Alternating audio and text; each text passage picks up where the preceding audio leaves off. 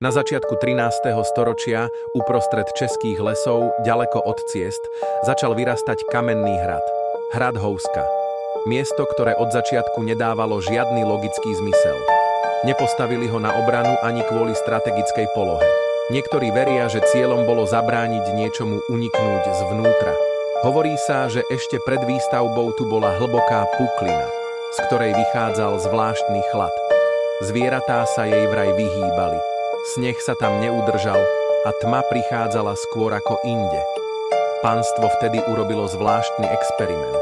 Odsúdenému zlodejovi sľúbili milosť, ak sa nechá spustiť do trhliny. Mladík súhlasil. S fakľou a lanom ho pomaly spúšťali, no po chvíli začal neľudsky kričať.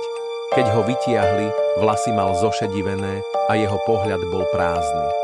Hovoril nezrozumiteľne. Lekár si do zápiskov napísal len duše bez tieňa. Zomrel o 3 dni neskôr. Nie na zranenia, ale na strach. Aby sa hrozba zapečatila, postavili kaplnku priamo nad trhlinou.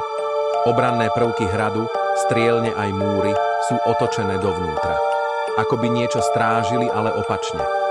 Počas druhej svetovej vojny sa Housky zmocnili nacisti.